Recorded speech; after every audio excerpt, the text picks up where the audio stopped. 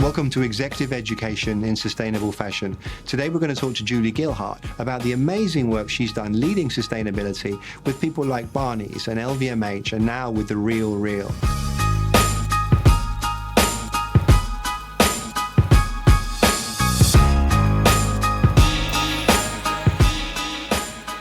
Welcome to the next installment of Executive Education in Sustainable Fashion. My guest this week is actually a very good and very dear friend of mine, Julie Gilhart. Julie, welcome. Thank you. It's great to be here. Thank you. So, Julie, we first met when you were the fashion director of Barney's. Yes. Everyone knows Barney's, global leader in high-end fashion and much else besides. Tell me a little bit about that and what you've done since moving out of Barney's. So, at Barney's, I was there for 18 years. And so I never expected, I only thought I was going to be there for a year. And I made that very clear when I first started working there. And then I was wrong. I ended up staying for 18 years. You were exposed to so many brands, the evolution of fashion. Yeah, it was. You discovered so many brands for the US. Yes, it was before social media. And we had to really dig to find talent. And it was also before retailers got to be obsessed about square footage and profits per square foot. So we were just focused on finding talent. And we figured that if we found talent, that would create great business. And that was really the DNA of the store and what the pressmen set up when they founded it. I think that's so instructive for what we're talking about now with sustainability, because time and again, what's becoming increasingly clear is that sustainability in a company will only happen if there's a vision for it. Yes. Culture has strategy for breakfast, as was famously said, Yes. but that's how Barney's became the company that it is. Yes, I mean, we read energy. We didn't read other people's thoughts on if something were good or not. We went inside, which I think is what we all need to do today, and really to find out where our passions were. And I think that's also instructive for sustainability, because reading the desires of the consumer is what's driving a lot of people to embrace sustainability. Yes. It's what the customer wants. Yes, and now with social media, we can really easily measure that.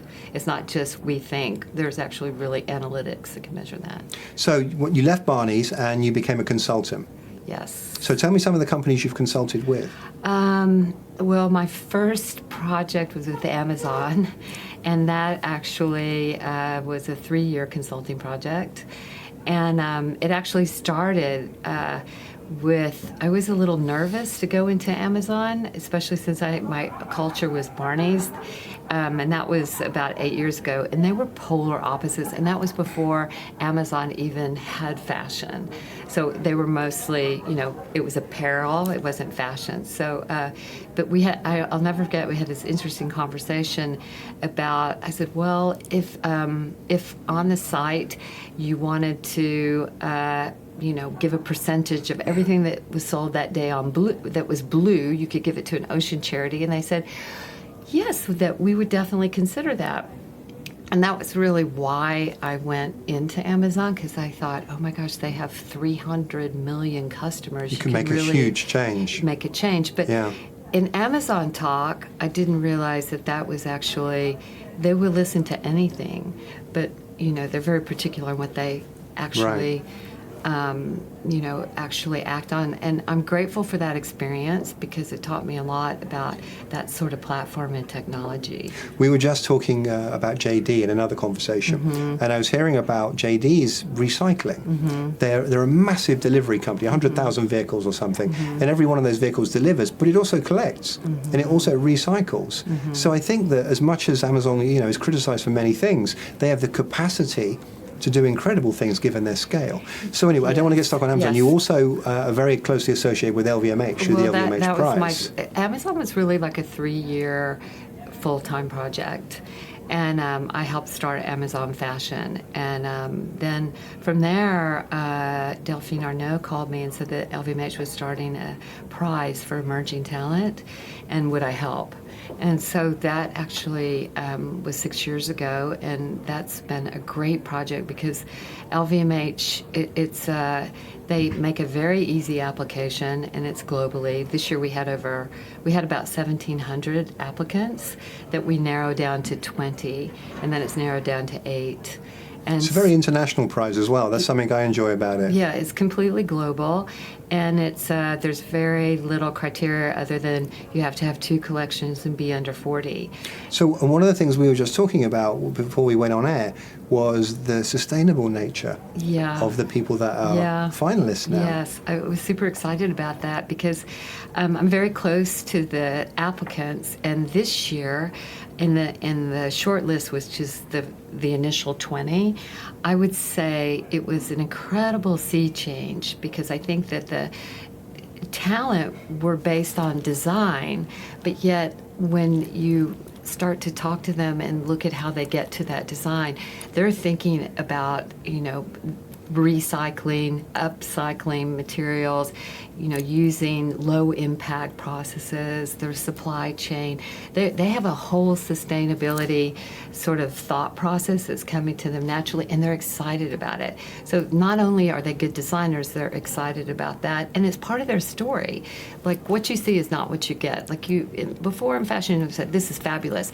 Now they're saying, this is what I do, but it's also, and they give you this whole story. So it's because it's really hardwired into them. Yes, and it's authentic, and they're proud of it, and they're at the same level of just designers and young talent before them that weren't really thinking about it. I was just talking to somebody about a trade show, a fabric trade show, and they were saying, oh, it's Premier Vision. They said, yeah, Premier Vision has a section of sustainability, and I said, that's a problem.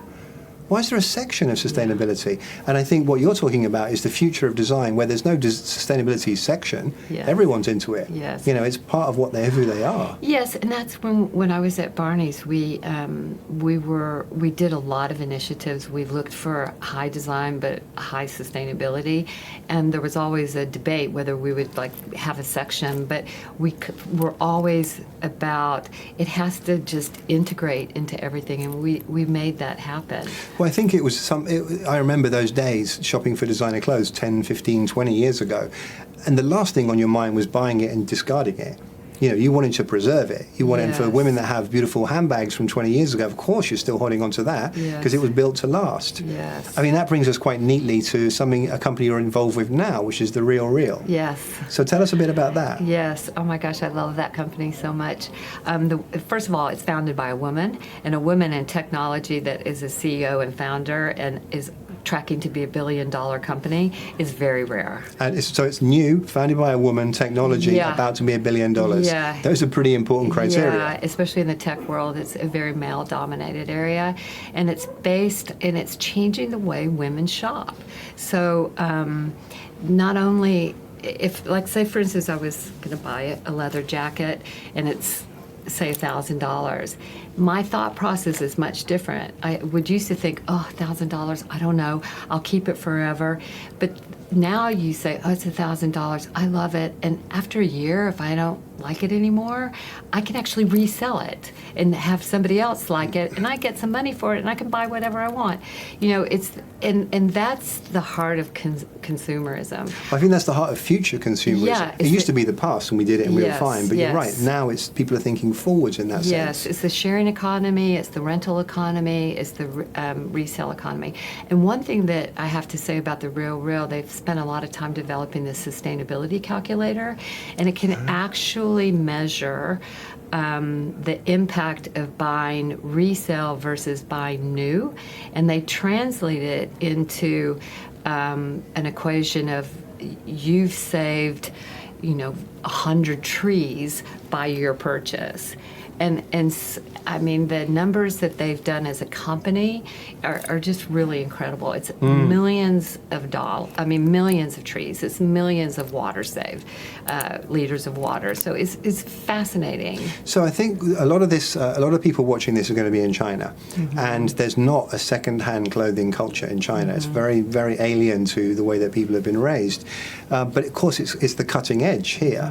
We're quite used to thrift stores, etc. But for high-end consumers to think, I'm going to buy something for me that's new, even though it's pre-loved or whatever the word is, how can we go about convincing people that it's a good thing? And by the way, I think $1 billion business makes it sound like a very good thing. Well, I think if you go back to the LVMH prize and this new generation that's really talking a lot about it, that becomes cool. that's energy. And the high and low always speak to each other. So I think we're headed into a place where you can say, oh, this is rented. Before you say, oh, I got this at, Dover Street Market. Yeah. Or you can say, my diamond, oh, that's made in a laboratory. It becomes, we're going into that area or that future where this is going to be the new status. A Tesla, versus another, I'm not a car person, but, one that's a diesel that uses up a lot of gas and energy, And I think that's one of the Obviously, I'm not a car person. I can't even talk about it. I think that's one of the things. I don't use a car. I use Uber. I use, or Lyft or Juno or whatever. I don't need a car. And if I do need a car for long term, I'm renting it. I don't want a car. And I come from Texas where you drive. I don't want a car. I love this. And I think that when you look, I'm inspired for the future, and I think China, for me, is a very fertile place where a lot of change can happen. And I look at Didi, for example, which is the Chinese version of Uber. For my money, much, much better service. I mean, Uber's great, but I don't like being gouged. Didi has multiple other elements which, to me, make it much better. Yes. So if I think about, all right, so what's the Chinese real? When you've been. I think they have. I'm not so versed on it, but I think they do have that sort of Chinese, and I think the numbers, I forget what it's called, but I think it's growing. But I have to say something, I actually love China, and I was introduced through Dee Poon and her mother, Marjorie Poon, who have a scale, who do a seed to shirt business. They're a very large shirt manufacturer. They use organic cotton, and they have a whole company philosophy. Actually, this is Deep Is it pie? Yeah, this is a pie. That's great. So from that, I've met so many great people in China.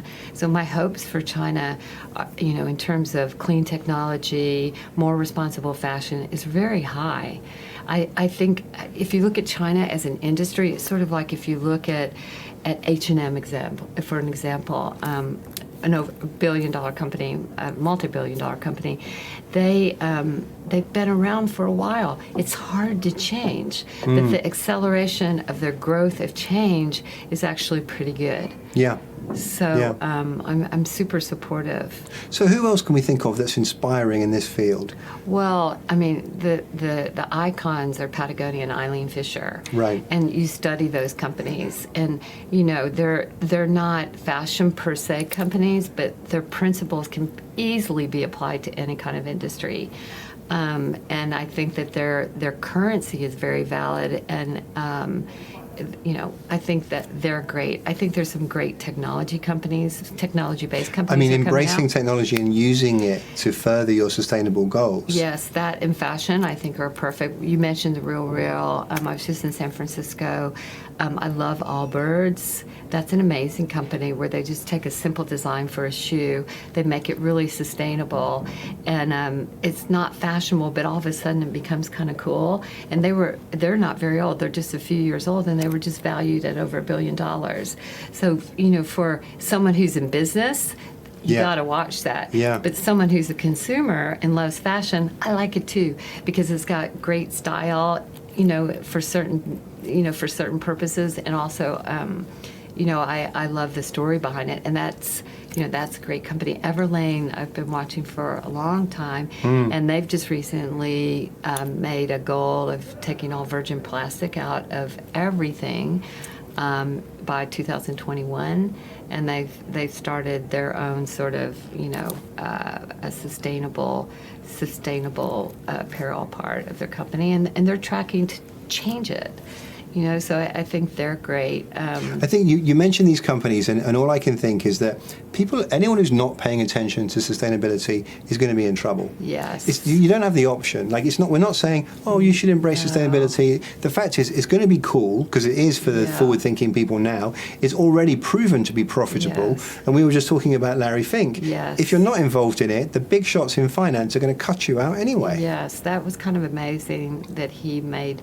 he's a $1 trillion investor. He has $3 trillion. This is BlackRock, which we actually talked about in another conversation. Yes. $3 trillion. Yes, and he's saying that if you're not investing in companies that are watching their environmental impact, they're not worth investing in. So, that's really interesting. So I think we are at a change, and I think that if you're wanting to have a long-term business, you have to have you have to have a platform that is encouraging, a better future. Well, I think you've got to be seen to stand for something. Because the days of I don't really talk about that, that's long gone. It's difficult, though, I will say, because if you're a large company, say, for instance, you're Amazon, if you're the Gap, it's really hard, particularly if you're a public company. I think public companies sometimes are the worst because they prevent you from taking a particular stand because it's not a majority. And so, that's why... I think that we've been slow to see big change on a big level. Well, yeah, I mean, I look at the excuses a lot of companies offer, and they're legitimate. Some of them, they are. You just because you want to do it doesn't mean the company will let you do it, and corporate regulations prevent you from doing some things. Yeah. But to me, the problem is not necessarily only with the corporation; it's with the consumer. Yes. And the consumers are changing. Yes. Consumers follow KOLs and influencers and certain brands and rock stars, etc. Yes. And if they are embracing sustainability, the consumer's going to look at their phone, they're going to go, am I going to go in your store or am I going to go in that store? And Pharrell shops in that store because he believes in sustainability, so I'm just going to go there. Yeah. And if you don't have a position on that, then you're out. Mm-hmm. I think if you want to do long-term business, you have to do that. You can't, everything else is just short term. Yeah. So I think that if you're starting something, you have to have a platform of environmental impact. It does seem incredibly short-sighted when people don't have that. Yes. And they certainly people that are in a domestic market and they've been successful in that domestic market and they think, well, I'm good. I don't have to worry. Yeah. But nothing's domestic anymore. Mm-mm. And that's one of the critical things I'm seeing. Wherever you go now in the world, everyone can see what's going on in the world. We all have phones. We just heard yours. We can all see it. Yeah, sorry about that. But I do think, too, if you look to see at the different social movements we have, that is actually a trend in itself. So you better be pretty clean on what you're doing because people are looking. Well, there's not only that, but there's regulations. Yes. There are certain countries are lagging behind, certainly like this country we're in, but there are other countries that are very progressive. Mm-hmm. And there are countries where they'll announce legislation and they'll enact that legislation, and suddenly you can't do what you were doing before. I see China as being very progressive. Well, I think so too. Because, fashion is a great mirror. It actually really reflects what's going on. And so, I'm seeing a lot more talent. I'm going to Shanghai to be a judge for the first Business of Fashion China Prize. And that's, that's all about the emerging talent of China.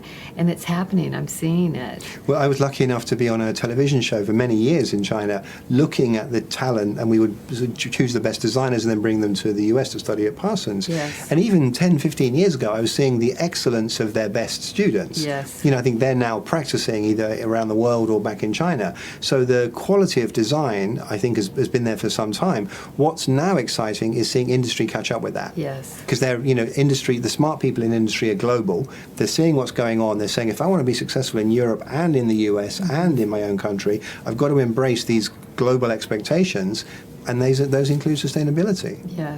Yes, and also I think we should also talk about the marketing part of this, because it's actually, there's so much storytelling in it. And I do think there's a big shift where you have to really pay attention to how you can market things. You have to be able to tell a story. Yeah. And that's just the age that we're living in, thanks to social media. It's funny because I give so many speeches around the world, and tell your story is always one of my big lines. You have to be able to tell the story. And you've got to, going back to a kid standing outside two stores, they're like, which one should I go in? If you've told an effective story about who you are as a brand and what you stand for, the kid's going to relate to you. Yes. If you haven't, then they're going to read into it what their friend tells them, and that might not be what you want them to think. Well, going back to a company like Everlane, when they're not perfect, but they actually have really good pillars of factory transparency and price transparency, and now they're developing sustainability transparency. But when they launched their denim, which was done by a really beautiful factory in Vietnam, Zytex, and they have like their water savings and their impact on their measurable impact is really, really good. They had lines outside the store. They sold out. Yeah. In just a short amount of time. People definitely do underestimate the impact that sustainability can have. Yes. Not everywhere. There are certain groups of society that don't care. And it's going to be a long slog for them to either care or just to give them something where, they just get it anyway. But plenty of people do care. Yeah, I think going back to Larry Fink, the business is in the other. ESG, that's it. That's what Wall Street is all about: environmental, social, and governance. Yeah. And you're right, from Larry Fink on down, no one's investing in anything unless you've got a good story around your ESG position. And if you're in fashion, you have to, and you're creating something new, you have to create it based on those principles. Yeah, you've got to bake it into you. So I know you work with Outerknown. Yeah. I'm so proud of that. Yeah, exactly. Yeah, they're a company. I mean, Kelly is a surfer, just as you're a surfer as well. Yes. Not everyone knows that about Julie. A very accomplished surfer. Well, I don't know about accomplished, but you can probably stand up on the board. I mean, I'm constantly trying. But no, that was great. That was a big shift because Kelly comes from those big surf brand where they mass produce and there's no governance on supply chain. And from the get-go, he had to make a really conservative decision to create a brand that was 100% sustainable. And nothing's 100%, but it's pretty 100%. Yeah. And it's also now direct to consumer for the most part. So those are two big shifts. I think actually you touch upon something there that we should highlight, which is, what does sustainability mean? Nothing's sustainable. We should accept that. Nothing really is. But you can be circular. You can do the right thing. You can, because I don't think we're going to shame anyone into doing the right thing. It doesn't work like that. Well, I think that when I've seen these big companies internally they're making changes, but they have to have the whole full Monty before they actually say, we're doing this. It's like, no, just take a small project and then start from there and work with that and build out. You're never going to have the perfect business equation for sustainability. It will take years. So it's better to just start with a small little corner. That's why I love Lane Crawford. I was just talking to Andrew Keith, who's the president, and they started with recycling their hangers and plastic cover bags, and they recycled in a year, or they recycled in a year, I think, I don't know how many millions of plastic. I don't know the exact measurement. It's a new program, but they're starting with that, and it's great. And they engaged other people. So that's actually what we did at Barney's. We just decided that there was a lot of internal conversation about we can't do this because we're not a sustainable company. And then the CEO at the time said, well, let's just pick one thing, and we did it. So we picked one thing, then we went to the next, and to the next, to the next, and then it became like a little seed that was growing. Yeah. So, and there's no harm in that. Transparency is essential, and the bestest transparent statement you can make is we're far from perfect. Well, I think H&M are very good at that. Yep. H&M, they're very noble. They're trying to do the right thing. Yeah. They're definitely not there, Yeah. but they're the first ones to say, this is us. This is what we're trying to do. Help us. Yes, and if you look at H&M, they've been called out on a lot of things. Yeah. And what's the best thing about being called out is trying to do better. Yeah. I know from Burberry, they were called out about burning their clothes. They don't burn anything anymore. Yeah. So it was a hard hit, but it actually made them accelerate their program of environmental impact. Yeah, and I think to grab something from what you were saying as well, start with something. You're probably already doing something. Yeah. You don't have to announce we're sustainable now, because you're probably not. But just start with one little thing, like whether it's the hangers and the plastic bags, and if it works for Lane Crawford, you've got to come up with a good excuse as to why it doesn't work for you. Yeah, and I wouldn't be afraid of greenwashing. So what if somebody calls you out about greenwashing? Yeah. If you're doing the one thing that you're going to do, then you have legs to stand on.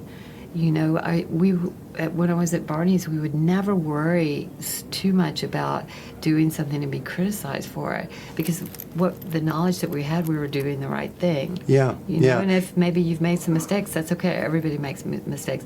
That's what I love about being in the U.S.